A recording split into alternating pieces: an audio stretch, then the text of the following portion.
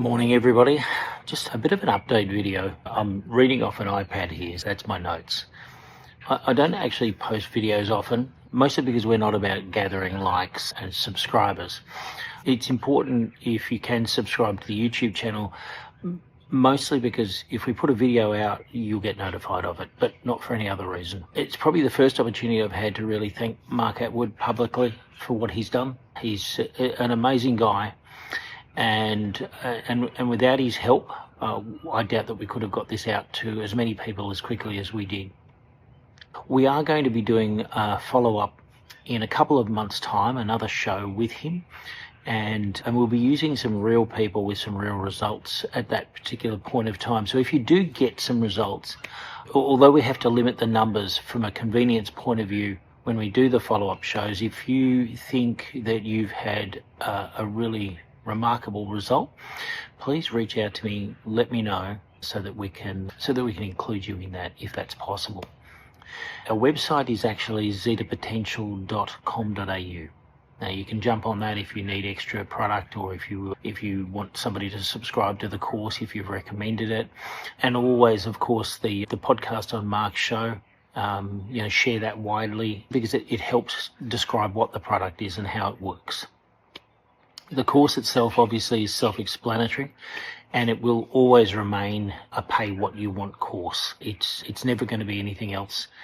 For everybody that paid a full value, you helped an enormous number of people who genuinely couldn't afford to pay for the course, and I want to thank all of you who did that, because that is paying it forward to those that can't. We are likely to do a couple of subsequent videos. One of them is on a product called DMSO. Some of you will be aware of a dimethyl sulfoxide. It is a remarkable molecule, and we'll be doing a follow-up course on that. For all of those that are actually enrolled in our course, that will just be a freebie add-on. We're not charging for that, and it's just an accessory, if you like. We'll just automatically enroll you into that course, and then you'll be able to have a look at this pretty amazing compound that we came across. It's pretty widely known now, but it's worth going over and having a good look at. We've been using it pretty extensively now for 12 months, and it's quite remarkable. And again, FDA banned it in the 50s. It's definitely worth getting hold of. I don't have a time frame for doing this, however. This is not my full-time job. I do this as a labour of love of both my wife, Julie, and myself. It is a passion and a calling for us both, and we love what we're doing. And for all of those people that have reached out to us, thank you so much. It's just been joyful. In all of that reaching out, we have had a couple of questions that keep popping up, so I'm going to try and address a couple of those this morning. It's morning Melbourne time. So one of them is that keep recurring. I've got the concentrator, I've made the concentrator, I've got it in the fridge, I'm good to go. What do I mix it with? And have I got the correct ratios? Because the instructions on the back are good, they're simple, but let's reiterate. First of all, the water structure that you made the concentrate with is super important. It has to be as clean as you possibly get, preferably distilled water, reverse osmosis water. They're the two, they're at the top of the list. As you come down from there, so once you've made the concentrate, then the next step is to dilute the concentrate. So you want 30 mils of concentrate diluted into a glass of water. Into what water? That was the question. So what do I dilute it with? You dilute it with either distilled or reverse osmosis, or as clean a water as you can possibly get. And the key point about that is removing the metal cations out of the water. That's the heavy metals. I'm just going to pause here for a moment.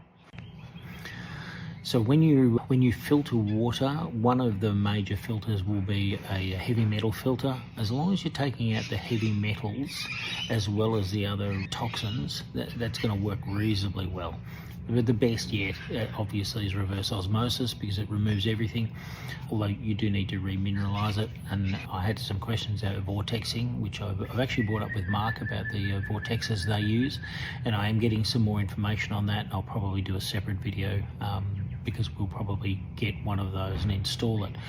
We do have whole of house water filtration where we are, So it runs through 3 very large filters, which filters every drop of water on the property. And we then run through 2 sub-filters into reverse osmosis. Yes, I'm probably a bit paranoid, but clean water is what it's all about. Diluted in a glass of water, just a 200 ml glass of water. I don't know what that works out to in ounces, and I can't calculate that on a morning. So a glass of water, distilled water, reverse osmosis, tip 30 mils into it, and have that first thing in the morning when you get up. You do it then because the pH of that is going to be around 9.5, and you're introducing it into your stomach contents, which are at around about 2 to 3 pH. So it's going to dilute the acid in your stomach for maybe half an hour. And from a digestive point of view, you want to make sure that you've got your stomach acid back to its normal content. It takes half an hour or so. So that's why I do that. The pouch that many of you received, if you're not using the bottled water down here on the peninsula, which most of you aren't, will make up 3 months worth. So that little pouch of material will make up 3 months worth of water for one person. 30 mils a day over 30 days is 900 mils, which is why we suggest using 3 litres. That makes it up for 3 months. We allow for spillage because everybody will spill a bit when you pour it out of a bottle. It'll last a little bit over 3 months, obviously, but just around that point. That 30 mil, by the way, is 2 tablespoons, and courtesy of one of our US customers, what that works out to is, I've got this written down here somewhere. I actually had the specifics written down here, and I've lost it, but it was like ounces and whatever. I'll come back and do that another time, but I've written to him and he's got the information. I'm just reading at the same time I'm doing this, apologies. So in order to get the full effects, 2 tablespoons, which is 30 ml of water into a glass of water, so distilled or reverse osmosis, is going to give you the best results. One of the queries you had was, can I drink more, as in if I do say 50 mils? And taking more can actually reverse the effects. It operates on a U-curve. So what you want is you want to get right at that point where it's going to give you the most benefit, which is that 30 mil. Can you take 15 mil morning, 15 mil at night? Yes, I can't see a reason why you couldn't, and that may well extend the amount of time that your body's producing exclusion zone water. For us, it works really well because we often don't think about it.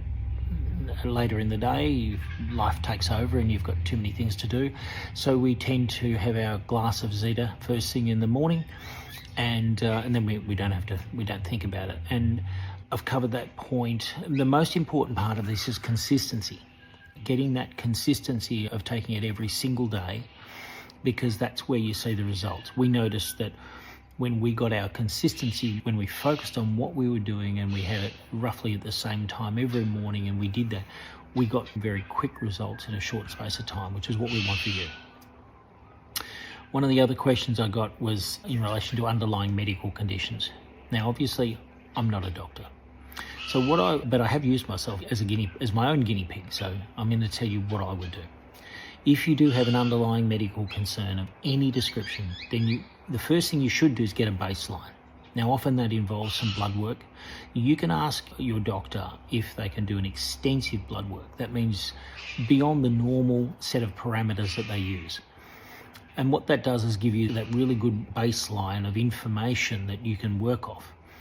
Get some blood work done, make sure you've got copies of those results. Ask your doctor for a full copy of them. You're entitled to them. You paid for them. So get a copy of them and hold them on file. And then as you begin using Zeta, monitor yourself quite closely. Monitor your reactions and responses to it. Things that may appear unusual, abnormal, just make a note in a diary or whatever you're using, journal. And then in a few months' time, go back and get your blood work done again. And that way you've got a comparison between the two. Now, what you really want is you want to go back to your doctor and he says, oh my goodness, what have you done? Your blood pressure's gone down or whatever. And at that point, even if you mention Zeta potential to him, he's highly unlikely to even know what you're talking about. Most of the doctors that I've spoken to don't, simply because it's not part of their training. That's not adverse to them. If you ask a chemist, they will know, because colloid suspensions are about chemistry. Importance of consistency, underlying medical conditions, some of the things that we're observing. So just in relation to blood pressure, and it's a really important one because obviously for me that was a huge effect. Blood pressure cuffs are quite easy to obtain, they're cheap, and they're easy to use. They always require 3 readings, in my opinion, having used them extensively for the last probably 10 years. Whenever you do the first reading, it's always a little bit spurious, so you get a second and a third, and then you can just generally average the 3, or you take the best of those 3. Whether you're standing or sitting shouldn't really make a difference. I do my blood pressure standing at my standing desk. Sometimes I'll do it sitting, very rarely. And I like to mix it up from times of day. So I'll do it first thing in the morning, sometimes I'll do it lunchtime, sometimes I'll do it in the afternoon. Sometimes I do it before I have 3 coffees. Most of the time I do it after I have 3 coffees, and it's still low. Obviously it's not having a significant effect. I do like my coffee. Don't expect immediate changes in it. It took me probably 3 to 4 months of consistent Zeta use before I really noticed a difference, and then once it dropped, it stayed down. And that's what I noticed some fluctuations along the way, but once it dropped down, it's currently about 120/75. It's always good when somebody starts a saw in the background. Anyway, I'll come back to that. So blood pressure cuffs, yeah, your blood pressure, 120/75 is around where mine is at the moment. It has taken me some months to get that down. If you're taking blood pressure medication, don't stop taking it. You want to give yourself reasons to stop taking it. And that means dropping your blood pressure as naturally as you can, getting to a point where you say, yep, that's great, I can have a crack at it now. And the same thing applies to reflux. Reflux medication is just from a historical point of view. I've had reflux since I was probably in my late 20s. I started chewing antacids, things like that. Eventually, my doctor put me on omeprazole, and I was on that for a good 15 years. And it's a wicked drug, as I've found out. At the time, perfectly harmless, of course, until you actually read that it's only supposed to be temporary. Except 15 years isn't temporary, it's bloody permanent. My current doctor, who's a lovely bloke and very switched on, he moved me from omeprazole onto Pepcids. Now, it's a different form of antacid, if you like, and I was able to cope with that pretty well. This was before I started taking Zeta, and I'd been on those for probably 12 or 18 months and coping with that quite well. And the best part of that was no prescription. I could order it from eBay. And I was on that. Once I started on Zeta, it took perhaps 3 or 4 months before I got to a point where I just really didn't feel like I needed to take these tablets. I think I'd missed 1 or 2 and I hadn't felt any results, any adverse effects, if you like. So if you're on any form of antacid medication, omeprazoles, anything in AZOLE is not very good. Let me tell you, it's bad for your heart. So if you can, you need to wean yourself off. Don't suddenly come off anything, and that applies to any drug. It doesn't matter what it is. If you're taking a particular drug, you don't just stop. You've got to take your time and wean yourself slowly off this. It took time for your body to get to the position that it's in, so you have to give yourself time for your body to get well, and that's probably going to take a couple of months. So give it time, let it work. The consistency will work for you, and get the word out and share this widely. This is what this is about. It's about getting this information to people and helping them understand that they can help themselves. Thanks for watching.